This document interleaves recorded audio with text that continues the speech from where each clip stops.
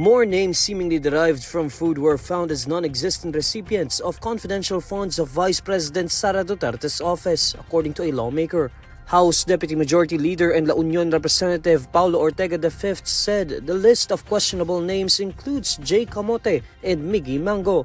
He also said there are 5 dodongs in the receipts, including Dodong Alcala, Dodong Bina, Dodong Bunal, Dodong Darong, and Dodong Esbarok. On Sunday, March 16, Ortega questioned if the payroll is imaginary, adding that lawmakers cannot determine if the names of individuals who received the confidential funds were legitimate. Ortega said that J. Kamote, Imee Marcos, and the 5 dodongs have no birth, marriage, or death records at the Philippine Statistics Authority. Earlier, Ortega bared names similar to chip brands and cell phones linked to Mary Grace Piatos, one of the non-existent recipients of confidential funds of the Office of the Vice President's Aid Program. The names include Pia Piatos Lim, Renan Piatos, and Xiaomi Ocho.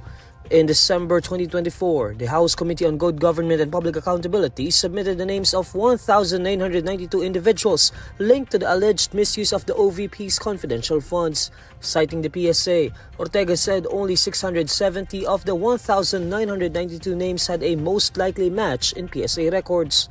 Earlier, Manila 3rd District Representative Joel Chua said 405 of the 667 names found on the acknowledgement receipts for the confidential funds of the Department of Education under Duterte have no record with the PSA. Former President Rodrigo Duterte, now detained in The Hague, Netherlands, did not deserve the treatment that he was put through, according to his common-law wife, Honeylet Avancenia. In an interview with SMNI, Avancenia echoed the previous statements of Duterte's allies who said that the former president was kidnapped. She also said that Duterte did not deserve how he was treated when he was arrested at the Ninoy Aquino International Airport Terminal 3 last March 11. Avancenia also called on Filipinos to help their family while lamenting that the abuse suffered by Duterte is too much. According to Avancenia, while people may find Duterte's mouth very foul, the former president's governance style was effective. The war against illegal drugs that took place during Duterte's presidency claimed at least 6,000 lives, according to official government data. However, human rights watchdogs and the ICC prosecutor estimated the death toll to be between 12,000 and 30,000 from 2016 to 2019. They said several of these incidents were extrajudicial killings. Presidential sister and Senator Imee Marcos is calling for an urgent Senate investigation into the arrest of former President Rodrigo Duterte. Marcos says that it is vital to establish whether due process was followed during the former president's arrest, given the involvement of the International Criminal Police Organization and the International Criminal Court. The senator says that the arrest of the former president has deeply divided the nation.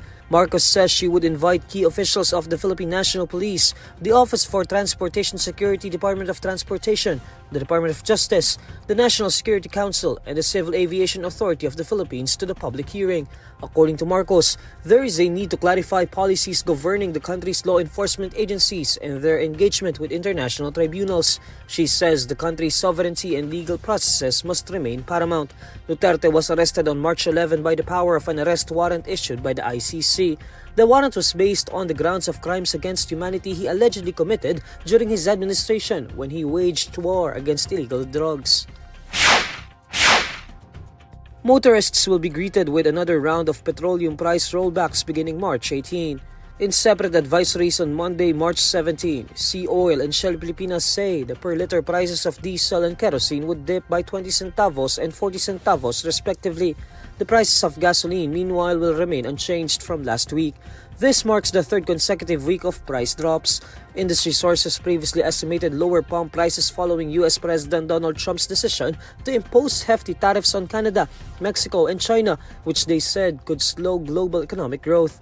Last week, the motoring public saw petroleum products dropping by almost 2 pesos per liter.